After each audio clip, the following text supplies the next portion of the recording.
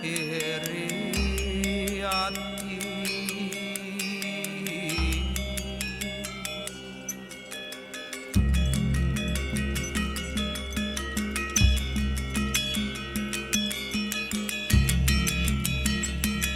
andila kabeh anak laju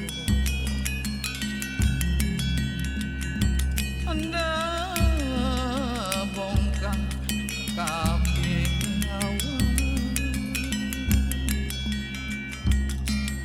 ento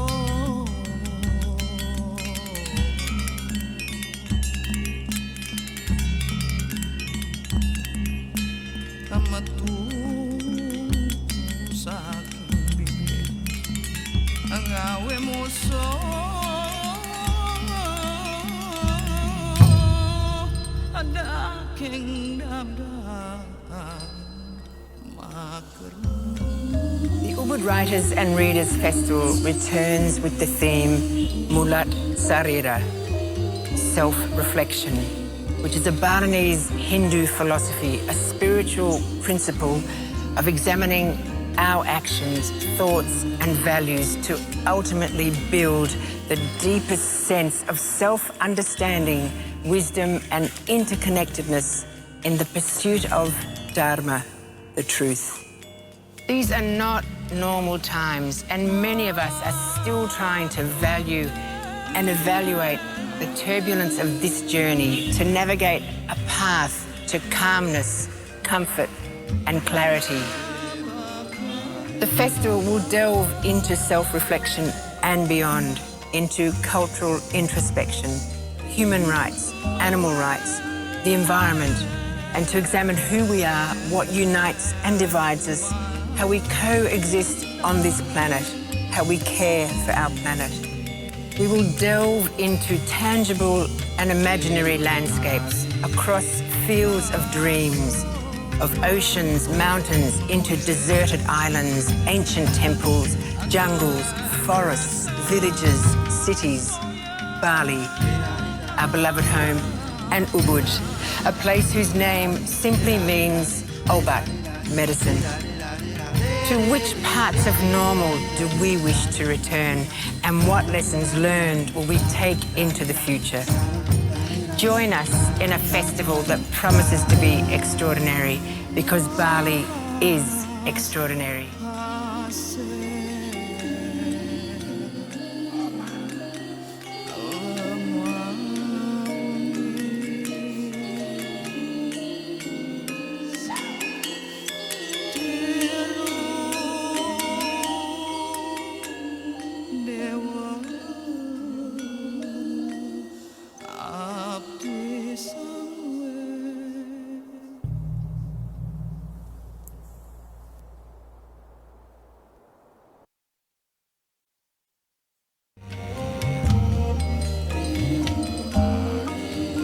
Join us in a festival that promises to be extraordinary, because Bali is extraordinary.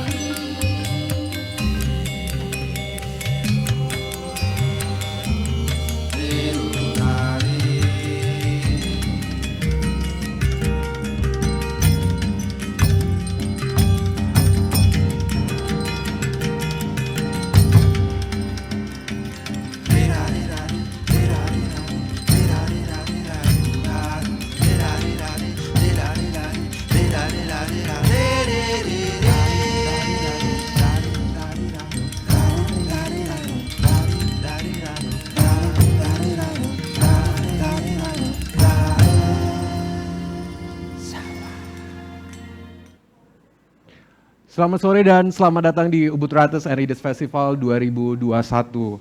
Saya Gustra Atnyana yang akan menemani Anda dalam sesi yang bertajuk Back to Ubud, kembali ke Ubud. Sesi kali ini tentu saja akan sangat menarik dan mungkin menjadi salah satu favorit Anda sore hari ini. Karena ada dua perempuan yang hebat dan menurut saya sendiri berpengaruh bagi Ubud, baik di bidang sastra, budaya dan juga di masyarakat Ubud, yaitu Kadek Purnami dan Jero Happy Salma Wanasari. Beri tepuk tangan Halo. Halo Selamat sore. Mbak Epi. Tentu saja saya tidak perlu memperkenalkan lebih banyak lagi eh, Mbak Happy itu siapa, Mbak Kade itu siapa. Jadi seperti yang kita tahu, Happy Salma adalah seorang aktris, model, dan penulis Indonesia, dan tentu saja juga sering kita lihat di mana-mana gitu. Termasuk juga kita sering lihat di Ubud. Sedangkan Mbak Kade adalah seorang penulis dan perencana kegiatan yang juga tinggal di Ubud, Bali. Jadi seperti yang kita tahu bahwa kalau kita bicara tentang Ubud, pasti semua udah tahu Ubud ada di Bali. Ubud adalah tempat pariwisata gitu.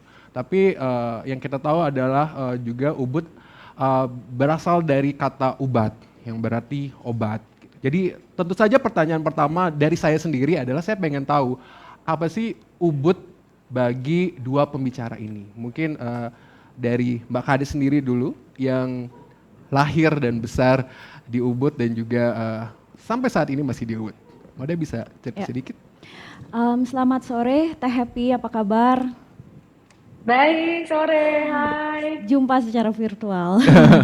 Iya, sayang banget aku pada pengen di sana. Iya, Gustra terima kasih.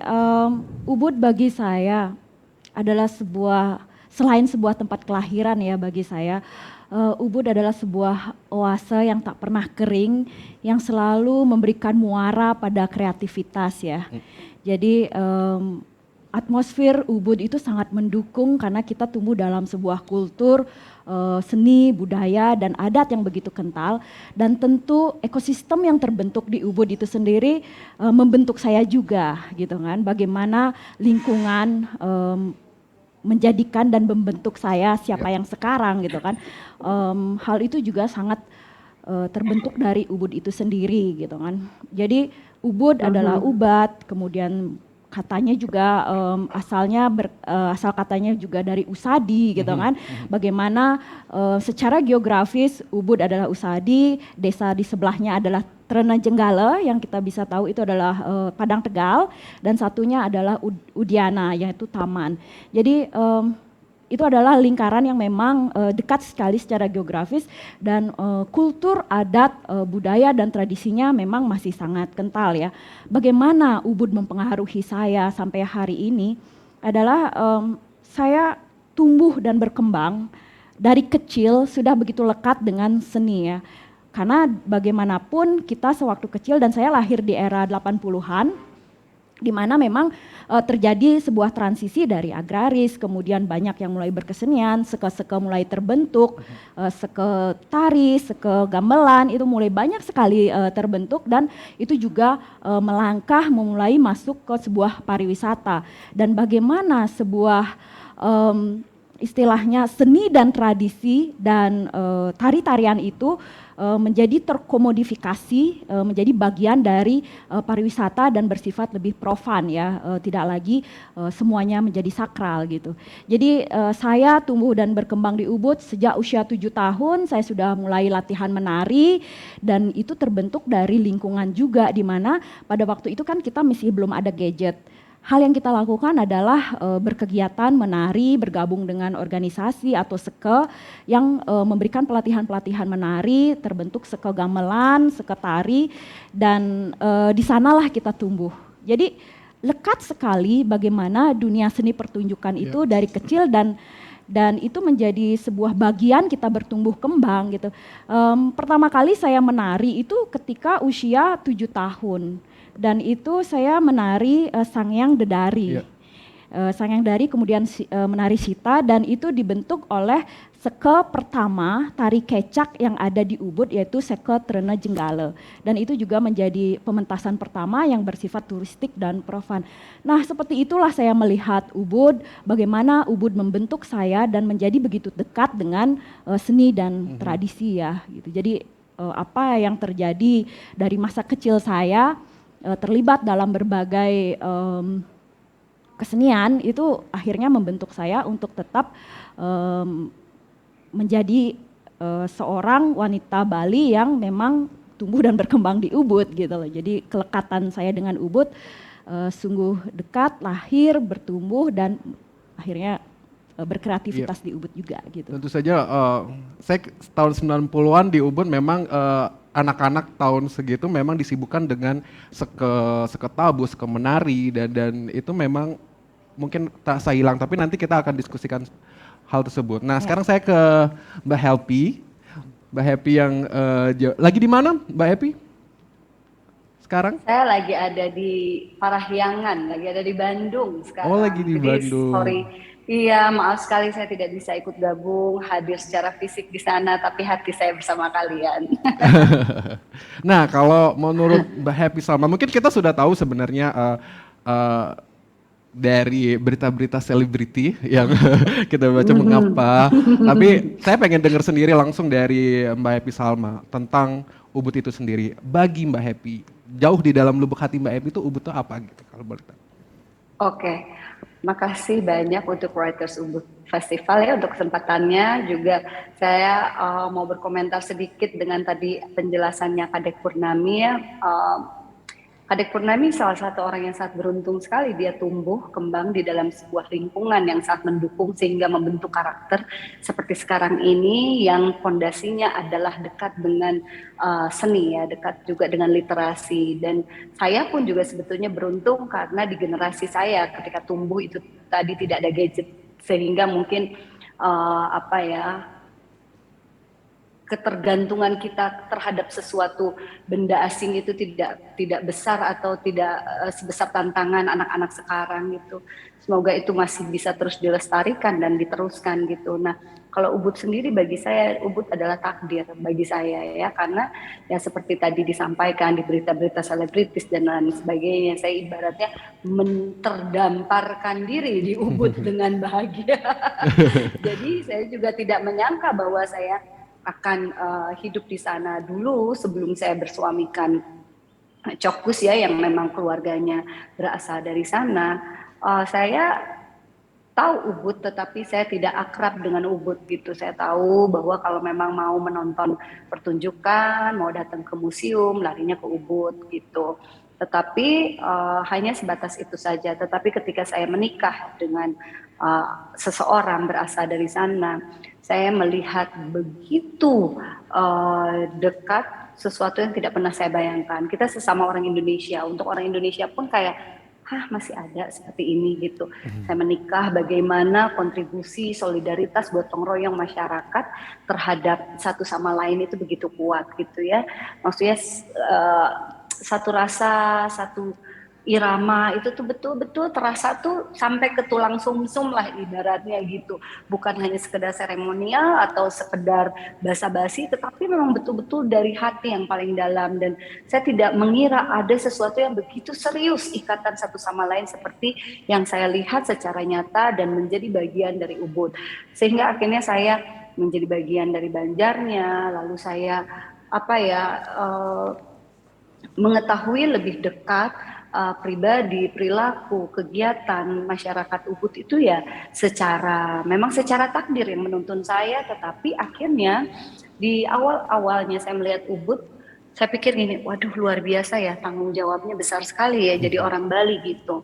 Terutama apalagi di Ubud yang masih betul-betul ketat dan memang melakukan tradisi itu dengan sangat dengan sangat disiplin gitu. Tetapi bukan ketakutan, sesuatu hal yang menurut saya berat itu, perspektif saya berubah setelah beberapa tahun akhirnya saya mengenal lebih dekat. Saya malah merasa berterima kasih sekali memiliki kesempatan untuk dekat. Bahkan saya melihat masyarakat Bali, terutama mungkin juga yang di Ubud, adalah mereka mewakili wajah Nusantara, wajah Indonesia. Tanggung jawab mereka itu besar, luar biasa untuk menopang yang namanya tradisi, budaya, kekayaan Indonesia, karena yang benar-benar masih melakukan secara nyata adalah ya di Bali dan di Ubud gitu. Jadi saya menganggap masyarakat di Bali, di Ubud atau siapapun yang masih melakukan ritual tradisi dengan sangat disiplin, saya anggap mereka adalah pahlawan-pahlawan tradisi, pahlawan-pahlawan budaya. Mereka bukan hanya memberikan jiwa, raga, waktu, bahkan biaya untuk keberlangsungan adat itu sendiri. Karena sebetulnya kalau di daerah-daerah lain itu menjadi tanggung jawab pemerintah, karena harus memaksa masyarakatnya, ayo dekat dengan tradisi, ayo dekat dengan budaya gitu. Tapi dengan Bali ya dengan Ubud sendiri dengan sendirinya masyarakatnya membutuhkan itu. Jadi memberikan kemudahan sebetulnya untuk para pemangku kebijakan juga, hanya tinggal memfasilitasi dan mendukung apa yang jadi keberlangsungan masyarakat Ubud gitu. Jadi saya menganggap bahwa masyarakat di Bali, masyarakat di Ubud adalah itu tadi pahlawan budaya, pahlawan tradisi, salah satunya ya Kadek Kunami, Gustre dan yang lain-lain gitu. Siapapun yang memberikan jiwa rasa perasaannya, saya mengangkat topi dan respect luar biasa gitu. Terima kasih Mbak Epi. Mbak Epi kalau boleh tanya, pertama kali ke Ubud tuh tahun berapa ya? Kira-kira. Masih inget nggak? Tahun 2000 awal mungkin ya, waktu itu saya jalan-jalan ke Ubud, terus saya belanja juga di pasar Ubud, beli kalung gitu. Oh ini apa ya? Oh ini depannya Puri Ubud katanya. Mana saya tahu, tahunya berapa tahun kemudian saya menikah di sana. Itu namanya jodoh. Oke, Jadi makanya kalau mau cari jodoh main-main ke pasar Ubud. saya rumahnya di pasar Ubud Mbak Epi, jadi tapi belum dapat Ya, jodoh kita juga nggak di ketemu. sana. Mungkin kamu harus cari pasar yang lain. Pasar Sekawati mungkin. Oke, kalau ngomongin tentang berkesenian di Bali gitu kan, seperti yang kita tahu beberapa bulan yang lalu Mbak Kadek dan Mbak Epi berkolaborasi gitu kan tentang Iya. membuat sesuatu pertunjukan untuk Ubud gitu. Nanti kita akan bahas itu juga. Tapi saya penasaran juga bagaimana Ubud itu juga mempengaruhi, tadi Moda juga cerita dari kecil Mokade sangat-sangat terpengaruh sekali dengan kegiatan-kegiatan di Ubud seperti ini. Nah sedangkan kalau Mbak Happy gitu, kalau Mbak Happy bagaimana gitu, bagaimana Ubud mempengaruhi kesenian dan aktivitas kesenian Mbak Happy setelah tinggal atau kenal dengan Ubud gitu? Saya memang kan sebelum tinggal atau menikah dengan seorang laki-laki keturunan Bali gitu ya, saya memang secara profesi saya memang berkesenian, dekat dan berkesenian. Tetapi kan berkesenian saya selama ini adalah antara populer dan juga ruang ekspresi ya, atau ruang idealis bergandengan tangan gitu. Nah, ketika ada di Ubud, saya sebetulnya awal-awal di Ubud kan saya sibuk beradaptasi tentang bagaimana mengikuti kegiatan-kegiatan sebagai perempuan Bali. Jadi saya kalau ke Ubud sibuknya sibuk ngayah, sibuk kegiatan adat. Jadi saya belum ada jarak ya. Jadi masih terlalu banyak informasi gitu, karena di usia 30 tahun saya harus mendapatkan informasi yang begitu banyak, apa artinya ini, apa artinya itu. Saya masih mencerna semuanya untuk tidak menolak, untuk berusaha untuk memahami, menerima dengan bahagia gitu. Nah, tapi kemudian saya belajar banyak adalah satu, saya menjadi dekat dengan identitas saya juga sebagai orang Sunda, karena saya melihat masyarakat Bali di Ubud menggetarkan hati saya bahwa saya ini di Sunda tuh juga ada nih mirip begini, tapi sayang ya kenapa ya nggak pernah kedengaran dan lain sebagainya. Itu memacu saya untuk mempelajari dan riset, bahkan mencari tahu bukan hanya soal tradisi dan budaya ya, tetapi ketokohan masyarakat Sunda yang memotivasi saya. Jadi sebetulnya Ubud dan Bali itu mematik saya untuk saya mengenal diri saya, dari mana saya berasal gitu. Itu membuat saya menjadi bergairah gitu untuk mengenal identitas saya, leluhur saya lebih dekat gitu. Jadi, saya orang Sunda, ternyata di Sunda juga ada cerita seperti ini, ada tarian seperti ini, kegiatan-kegiatan budaya yang masa lampaunya seperti ini, yang memang sekarang jarang untuk ditemui. Tapi itu Ubud sejujurnya adalah mematik saya untuk begitu. Lalu juga membuat saya semakin terstimulasi mengetahui apa yang saya inginkan dalam hidup saya. Jadi kalau dulu kan antara saya pengen maunya di ruang populer, dalam arti itu kan industri ya, banyak di industri, tapi itu saya sangat jatuh cinta kepada dunia sastra, dan saya tuh dari tahun 2007 udah mulai tuh membuat alih wahana karya-karya sastra Indonesia, mulai tertarik lah ke sana gitu. Nah ketika ada di Ubud itu semakin mematangkan saya tuh maunya apa gitu. Jadi jujur setelah tahun 2010 ya, sekitar 11 tahunan yang lalu semenjak di Ubud itu saya menekankan diri saya, oke, saya akan fokus membesarkan lembaga budaya yang saya dirikan Titi Mangsa, dan saya fokus akan mengalihwahanakan karya sastra Indonesia. Itu salah satunya saya terinspirasi dari masyarakat Ubud yang bagaimana mereka benar-benar berdedikasi dan ikhlas kepada seni, kepada budaya, walaupun itu juga disebabkan karena bagian dari keyakinannya, tetapi menginspirasi saya untuk melakukan keputusan-keputusan yang besar dalam hidup saya gitu. Oke, terima kasih. Mbak Epi, satu pertanyaan lagi, seperti Iya. tadi kan Mbak Epi bilang kalau dari apa istilahnya seni pop seperti di Jakarta apa gitu, dan masuk ke Ubud yang tradisi gitu. Nah, menurut Mbak Epi sendiri itu apakah Ubud itu memang biarin jadi seni tradisi seperti yang sudah ada, atau sudah harus berkolaborasi atau mengikuti yang lain gitu, atau biarin aja seperti ini? Bagaimana menurut Mbak Epi? Menurut saya sih nggak ada yang harus ya, semuanya ya bisa berjalan dengan bersamaan juga gitu. Nah kalau kayak saya kan memang kenapa kayak beberapa waktu yang lalu pada akhirnya membuat sebuah kegiatan, kita berkolaborasi dengan banyaknya seniman-seniman yang ada di Ubud, itu kan karena situasi juga mendukung. Kadek Purnami ingat sekali waktu itu ya kita berjumpa gitu. Atau waktu itu saya memang ngobrol-ngobrol sama bapak mertua saya. Nah beliau mengatakan cobalah bikin sesuatu gitu untuk masyarakat Ubud yang memang selama ini saya membuat kegiatan-kegiatan itu, seni segala macam pertunjukan itu tuh nggak pernah di Bali, selalu di Jakarta. Disebabkan apa? Karena saya pikir orang Bali semua sibuk gitu, nggak ada waktu gitu.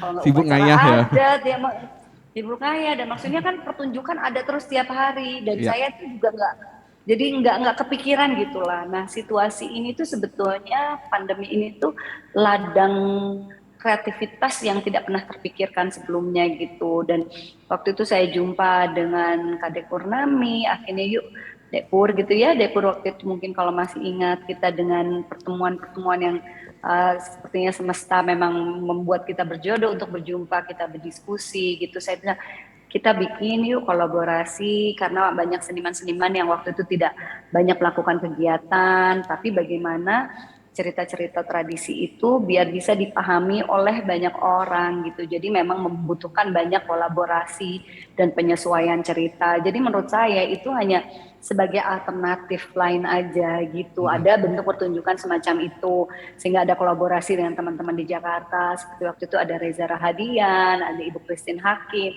ada saya yang terlibat, ada tim yang terlibat. Tetapi seni tradisi yang udah ada di Ubud atau di Bali juga ibaratnya ini seni murninya ya, seni kan multi interpretasi, tidak ada yang betul pasti dan pasti salah kalau menurut saya. Jadi apapun itu sebetulnya sah-sah saja, hanya tinggal selera dan untuk apa kebutuhannya. Kalau sebagai ruang ekspresi ya mau apa juga, kalau menurut saya tentu boleh-boleh saja kalau dalam bentuk ruang ekspresi. Tetapi kan ini bentuk pertunjukan beda dengan bentuk untuk upacara atau persembahan gitu kan, itu harus dipisahkan gitu.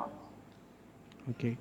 Nah kalau menurut Kadek nih sebagai warga Ubud sendiri gitu, bagaimana tentang hal tersebut?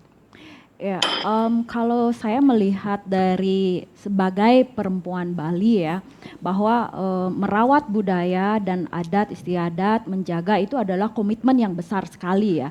Kita memiliki tanggung jawab yang begitu besar sebagai perempuan terutama, bahwa bagaimana perempuan Bali itu memiliki peran ganda juga gitu untuk preserving the culture, kemudian bagaimana dia juga dituntut untuk membantu secara perekonomian di rumah gitu, kemudian menjadikan itu juga sebuah profesi dan juga tanggung jawab adat yang begitu besar.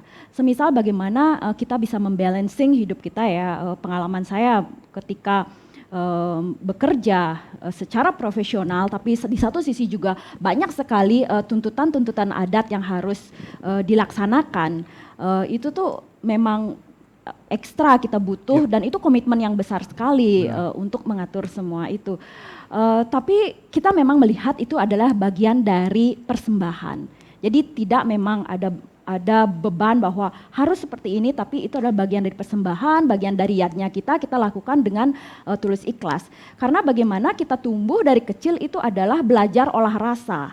Jadi kehidupan kita, keseharian kita itu adalah belajar olah rasa, bagaimana kita bisa berempati, kemudian menyama braille. Konsep menyama braille di Bali itu kan masih sangat kental sekali ya, apalagi kita di Ubud ya. Ada tanggung jawab yang memang kita harus lakukan gitu. Semisal apabila ada kegiatan di dalam sebuah rumah gitu kan, di tetangga ada yang meninggal, ada yang kawin, pernikahan, kemudian ada yang 3 bulanan, ada yang otonan, ataupun upacara-upacara lainnya, kita itu memiliki tanggung jawab yang misalnya disebut dengan sekepatus. Jadi ada seketempekan, sekepatus itu adalah mereka lah yang akan memiliki tanggung jawab untuk membantu secara keseluruhan, baik dari persiapan sampai dengan terakhir, dialah yang menjadi bagian dari keluarga tersebut. Ya. Selain itu juga semisal ada kematian, sudah tentu misalnya di depan rumah kita, itu di samping kanan kiri dan di belakang kita itu adalah mereka memiliki rasa duka misalnya 12 hari, itu adalah bentuk kita bagaimana bersimpati dan itu memang sudah diatur dalam awig-awig desa. Nah bagaimana kita sebagai misalnya saya perempuan Bali yang harus bekerja secara profesional, kemudian harus juga menjalankan adat istiadat, itu tuh memang seringkali saya merasakan harus juggling di antara itu semua gitu loh, bagaimana mengatur waktu. Kadang-kadang kita harus ekstra waktunya untuk membantu ataupun melakukan prosesnya membraille, bagaimanapun kita adalah bagian dari komunitas. Dan dari situ saya melihat juga berbicara tentang volunteering, itu ternyata di komunitas kita itu sudah terbentuk sekali. Dalam menyama braille itu kita kan volunteering.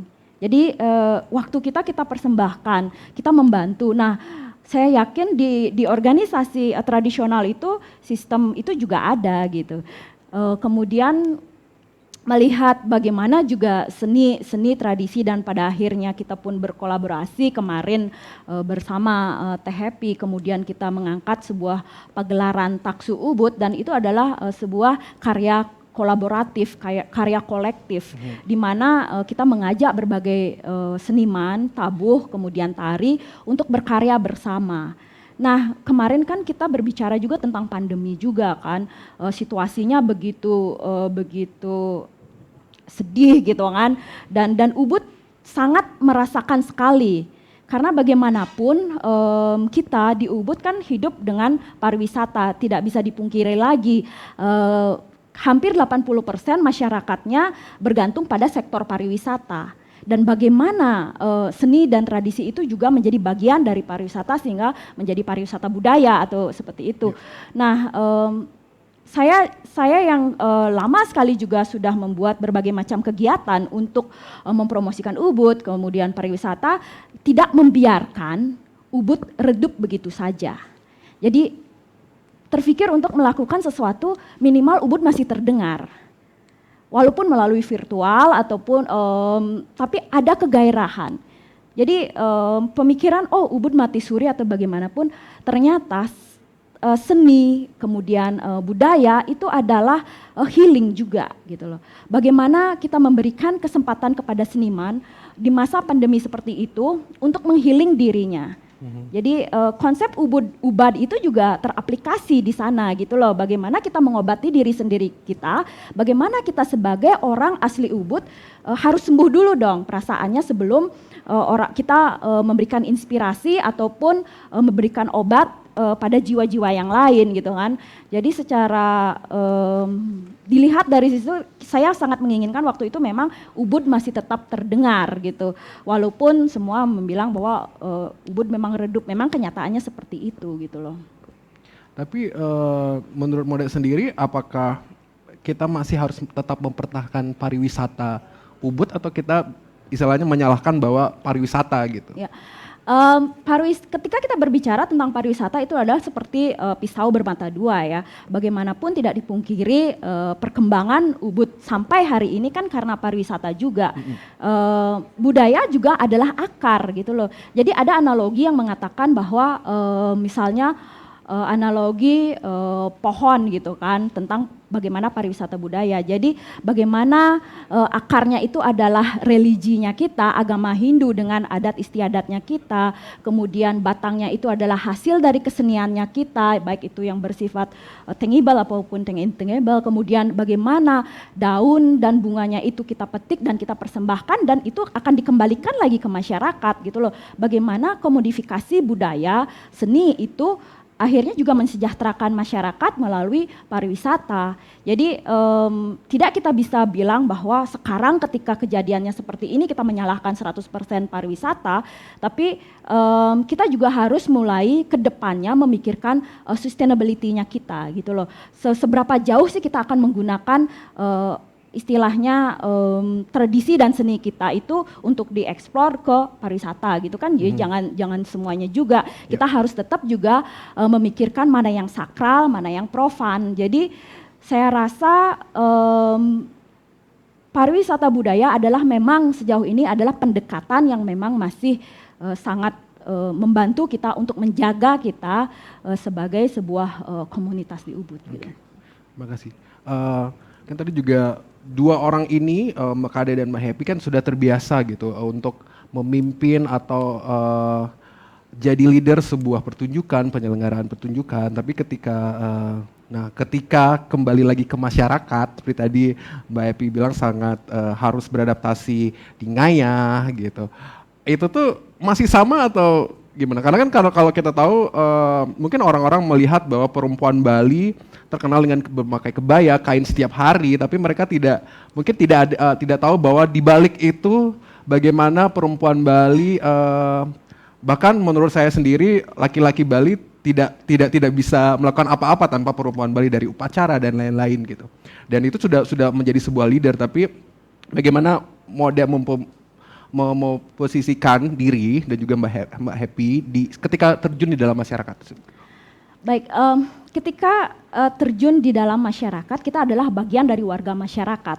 Tidak lagi ada perbedaan profesi dan apa. Kita semua sama, kita semua adalah sejajar gitu loh.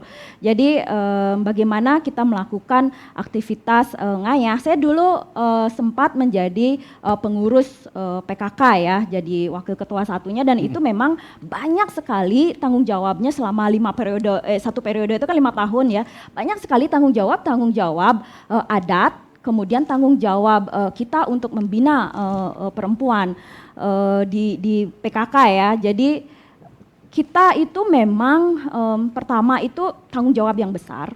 Kemudian di balik balutan kebaya, kita memang kan wanita Bali sangat dikenal citranya dengan pekerja keras, kemudian cowoknya main sabung ayam gitu kan. Jadi itu adalah mindset yang memang masih melekat gitu. Tapi kita mungkin mulai sudah harus merubah mindset seperti itu kan, generasi berubah. Itu tuh mindset tercipta ketika masyarakat kita itu berasal dari masyarakat agraris. Bagaimana para lelaki pergi ke sawah, kemudian mereka menghabiskan waktu untuk mengolah ladangnya, dan mereka memiliki waktu senggang misalnya untuk sabung ayam dan apa, tetapi perempuan di rumah mengambil juga tanggung jawab yang begitu besar gitu loh, peran ganda perempuan untuk entah itu mengasuh anaknya, kemudian membantu dia keluarga secara ekonomi, dan seringkali agama kita kan disebut agama perempuan.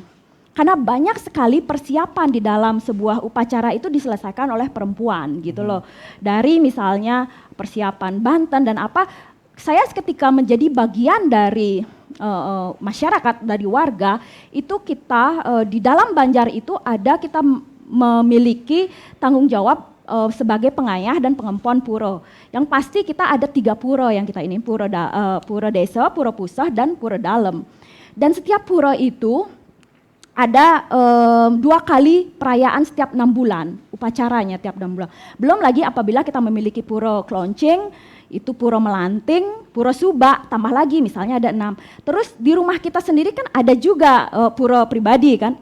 Setiap puro itu mempunyai perayaan setiap 6 bulan. Bayangkan ada 6, itu artinya udah 12. Setiap sekali upacara, kita sebagai warga itu biasanya ngayah 3-5 hari. Sebagai perempuan yang bekerja, yang mendapatkan cuti 12 hari, bagaimana kita bisa mengatur waktu tersebut?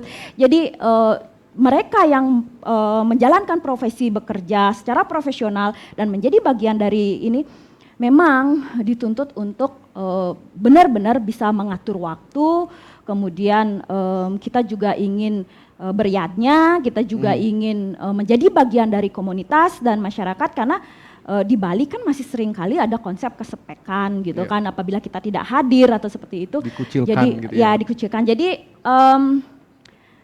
memang harus kita bijaksana menyikapi itu semua gitu loh. Jadi tantangan menjadi perempuan Bali itu memang cukup berat apabila kita menjalankan adat dan berprofesi ataupun berkarir seperti itu. Oke. Nah kalau Mbak Happy bagaimana tantangan dan adaptasinya ketika hal tersebut harus dilaksanakan gitu? Boleh cerita sedikit Mbak Happy? Menurut saya semua itu kan serba latihan ya. Kalau orang Bali sendiri itu kan sudah dilatih dari kecil ya.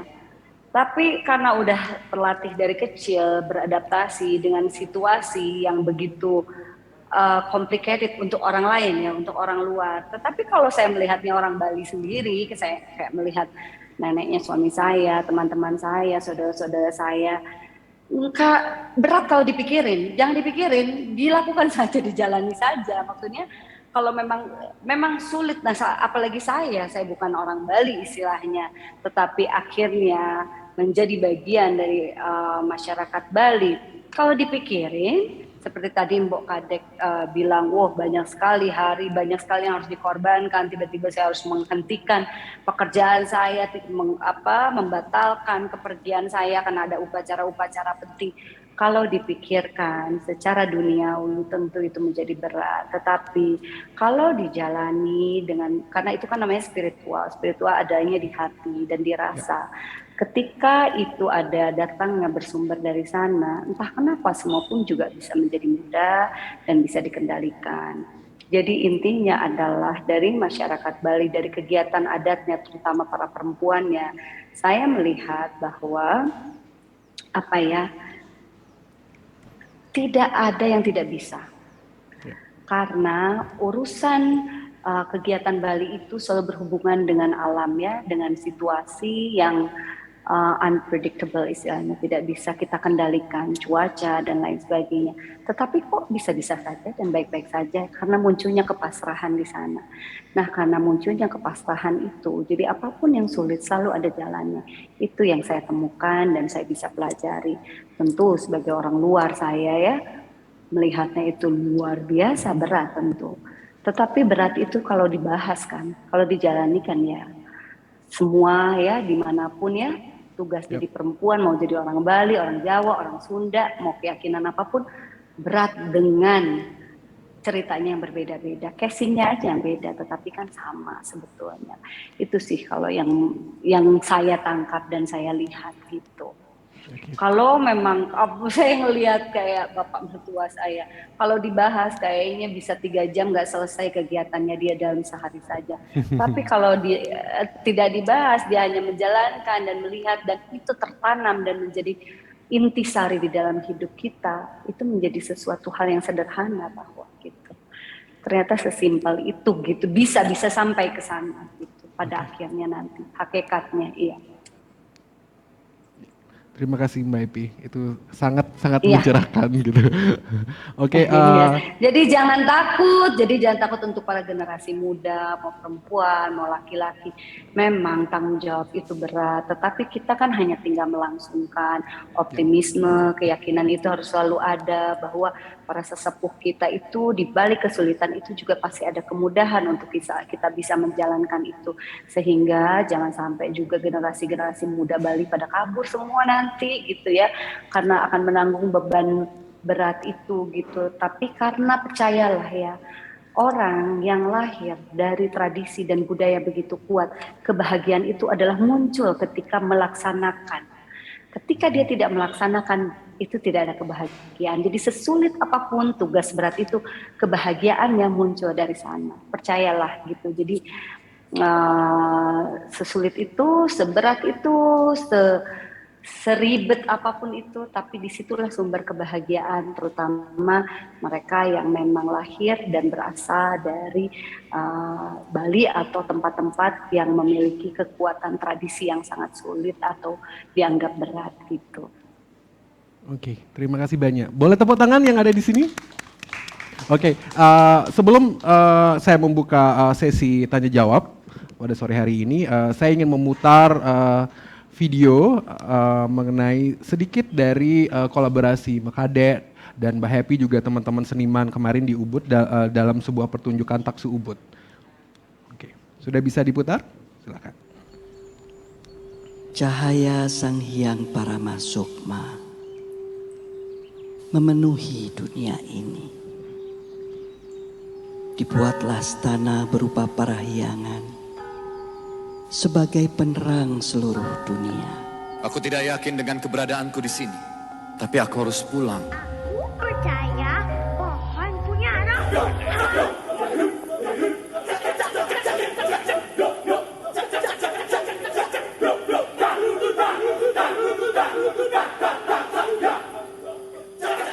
Sang waktu memakan kita setiap saat.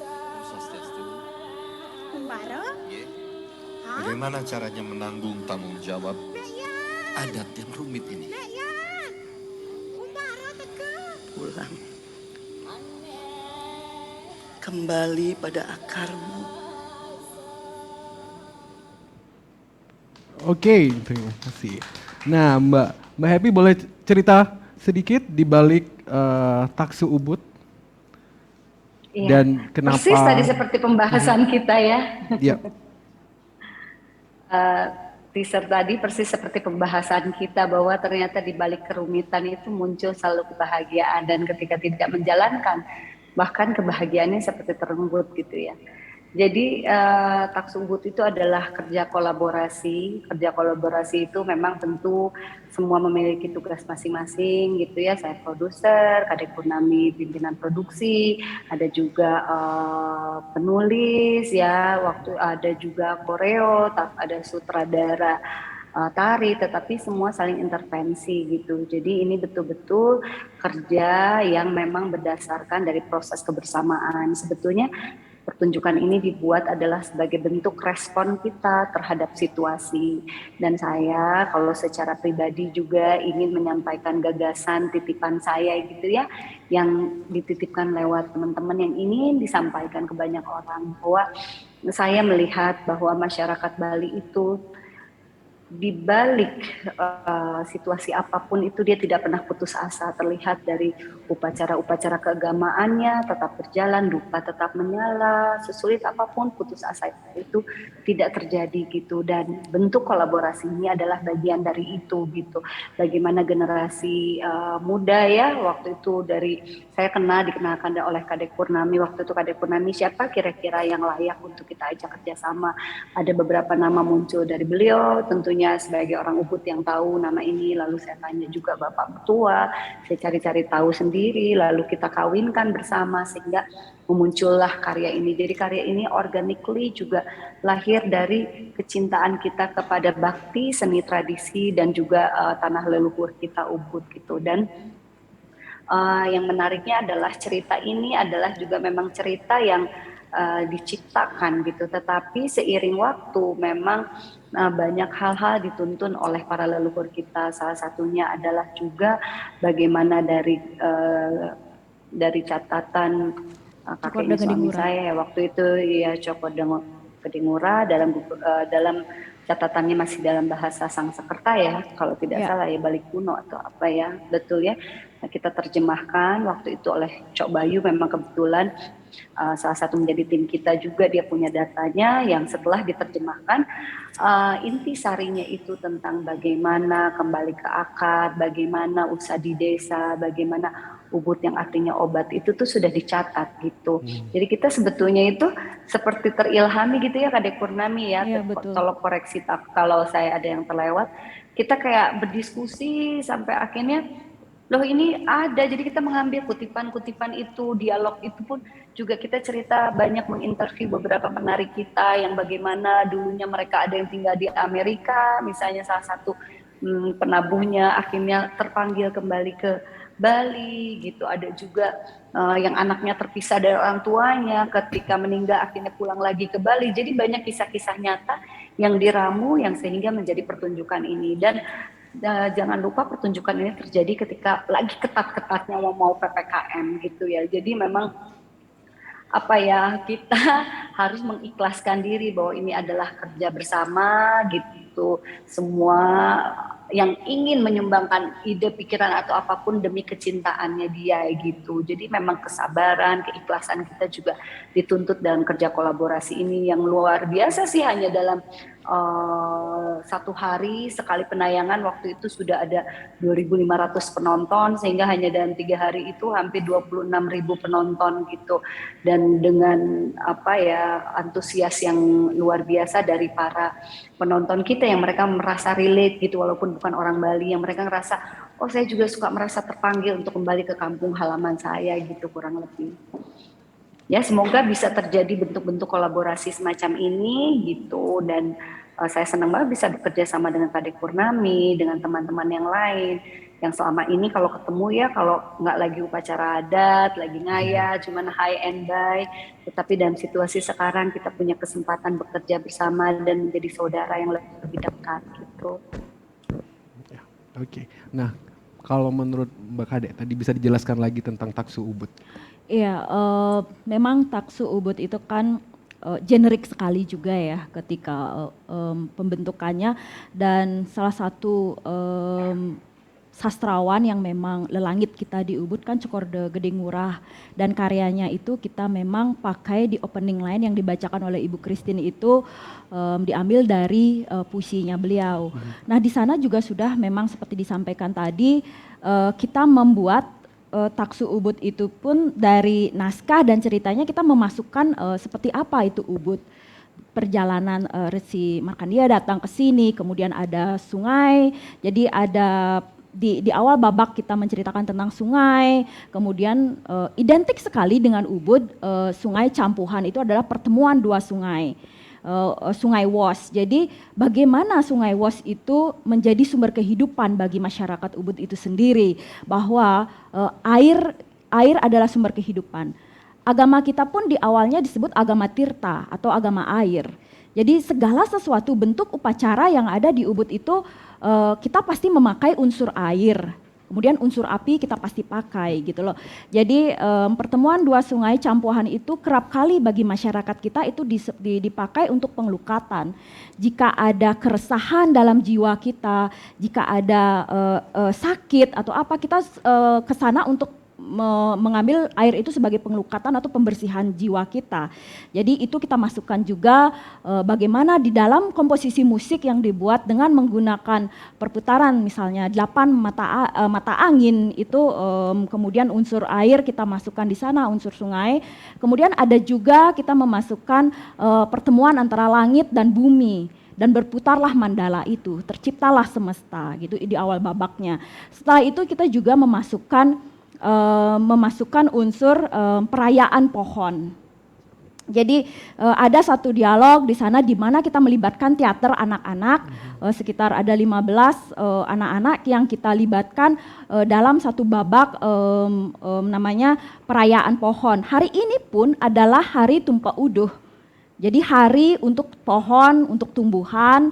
Jadi bagaimana anak-anak itu menghormati pohon, menghormati alam, itu juga terkait dengan bagaimana konsep kita sebagai orang Bali menjalankan Trihita Karana, keseimbangan antara kita dengan Tuhan, dengan sesama manusia dan alam lingkungan, kita masukkan juga unsur di sana.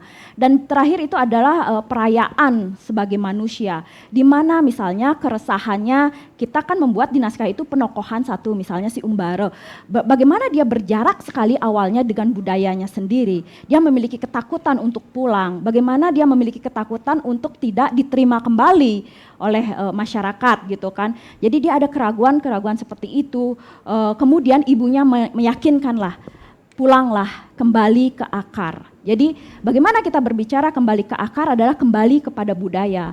Bagaimanapun budaya seni itu adalah inspirasi yang mematik jiwa kita untuk hari ini. Seperti itu mungkin ya. Oke, terima kasih Mokadep. Ya. Kalau boleh tahu itu masih bisa diakses atau tidak untuk videonya?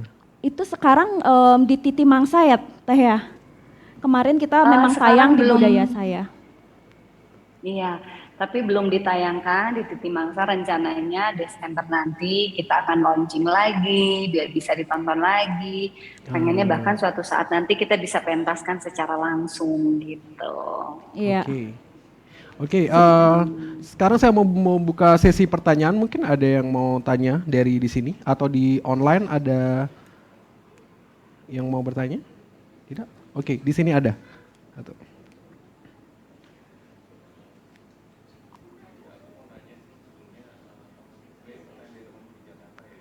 Belum hidup mic-nya.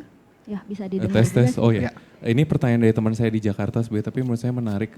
Dia bertanya bagaimana sebenarnya caranya kalau untuk ekspat atau orang-orang yang belum tertarik untuk benar-benar terlibat dalam kegiatan seni budaya, dan untuk bagaimana caranya kita menggait mereka supaya mereka mau terlibat dalam kegiatan seni budaya lokal yang tujuannya kan sebenarnya pengen memperluas komunitas dan supaya pertukaran kreatif yang terjadi lebih besar kan.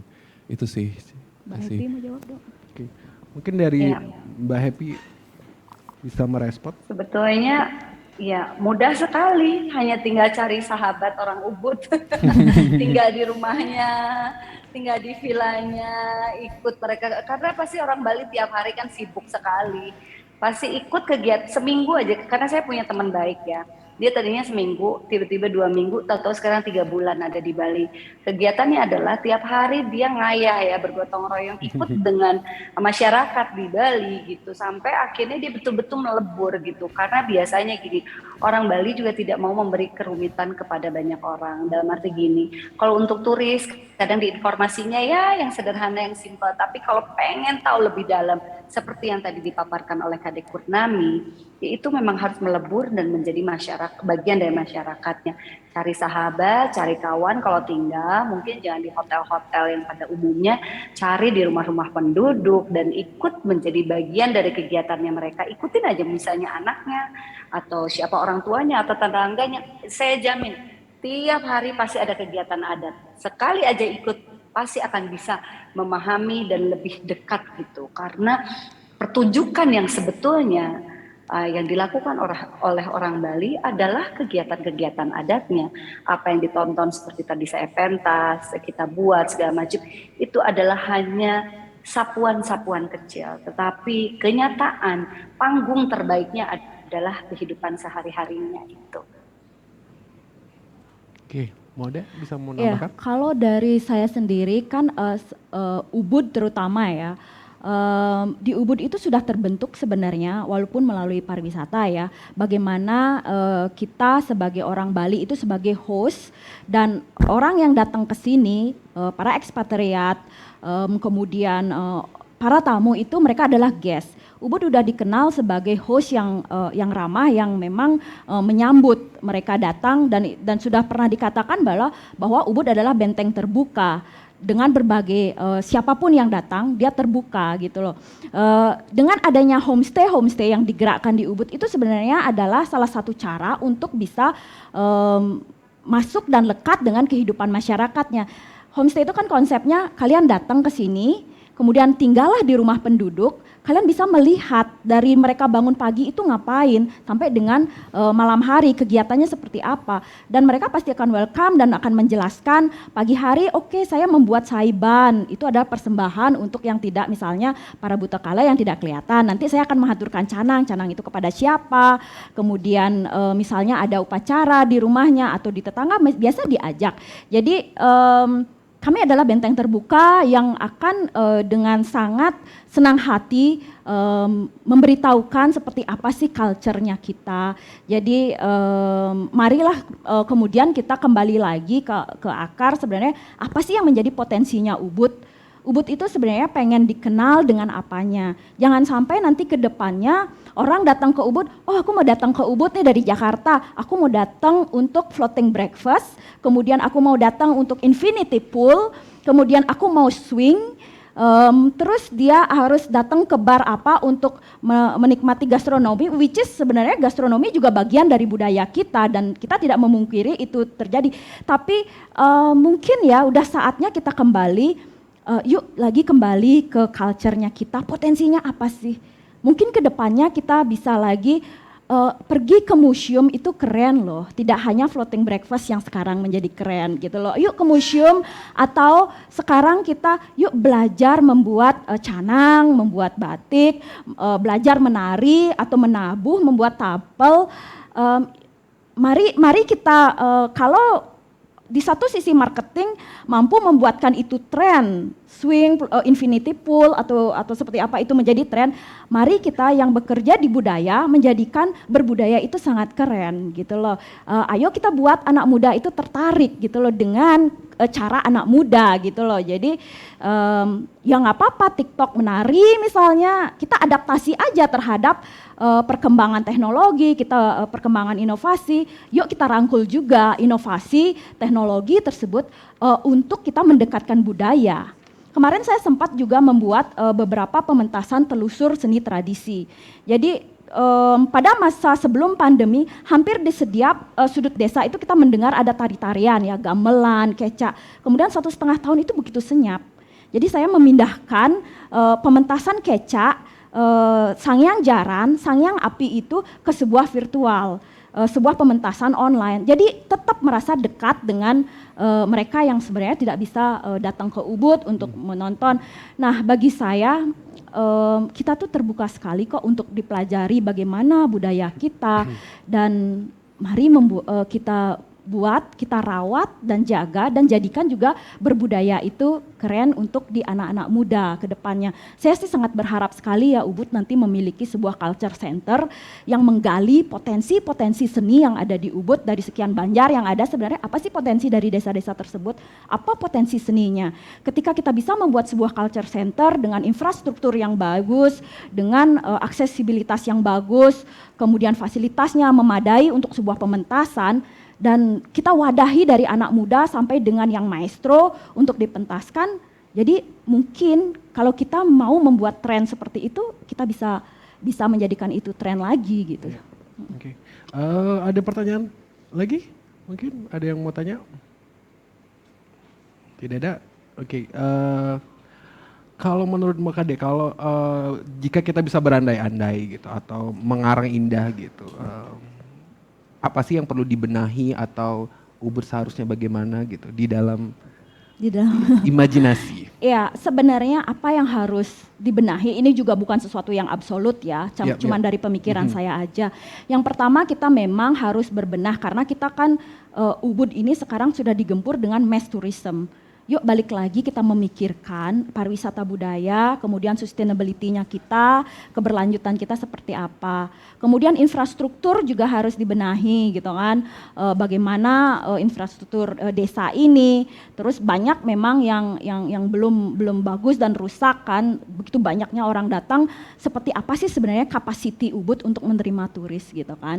Kemudian yang terakhir adalah kalau saya berandai ya tadi saya pengen sekali ada sebuah culture center di mana seluruh komponen masyarakat bisa bersinergi gitu loh, baik dari seluruh stakeholder, kemudian dari pentaheliknya, kemudian dari pemerintah, dari masyarakatnya, dari tokoh masyarakat, dari anak muda, kemudian juga misalnya dari akademisi untuk memberikan seperti apa sih big picture-nya Ubud itu, misalnya 5-10 tahun lagi Ubud mau dibawa kemana, dan itu kan membutuhkan koordinasi yang begitu luas ya, begitu banyak membutuhkan, tidak hanya bisa masyarakatnya sendiri atau tokoh masyarakatnya sendiri, itu membutuhkan kerjasama yang begitu kompak antara keseluruhan stakeholder untuk menjadikan Ubud itu baik kembali. Bagaimanapun kan Ubud adalah asetnya Bali, asetnya Indonesia gitu loh. Ayo mari dong kita buat itu Ubud menjadi berkelanjutan dan lebih baik gitu. Ya karena memang sudah terbukti selama pandemi kolaborasi memang adalah jawaban yang tepat. Jadi pusat kebudayaan itu memang mungkin menurut saya memang sangat perlu sekali untuk Ubud dan Bali pada umumnya gitu. Nah kalau menurut Mbak Happy sendiri bagaimana kalau boleh berandai-andai apa yang perlu diperbaiki dari Ubud? Sebetulnya apa yang diharapkan itu tuh sudah ada, hanya tinggal dilangsungkan aja. Semuanya hanya berbeda-beda, hanya tinggal dijahit aja. Tapi kan setiap orang punya kepentingannya masing-masing. Tiap 5 tahun juga kan pemerintahnya ganti-ganti ya. Jadi kebijakannya juga ganti-ganti.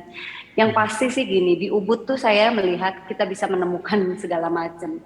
Dari yang paling aneh sekalipun, dari yoga aneh, yoga bagus, seni aneh, seni bagus, atau manusia apapun bisa ada di Ubud gitu ya.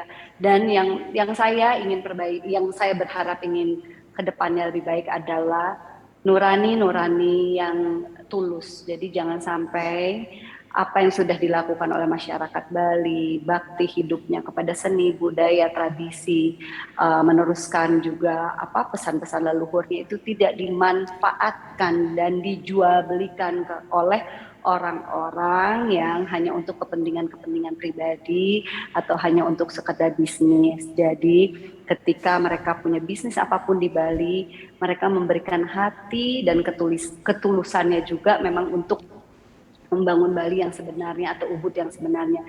Jadi jangan sampai karena tahu Ubud itu ubat, Ubud itu begitu kuat dengan tradisi dan itu semua tuh jadi bahan dagangan gitu loh. Saya ingin berharap apa yang sudah jadi pondasinya masyarakat Ubud itu, satu, tidak dijual belikan oleh orang Ubudnya sendiri, lalu kedua juga ada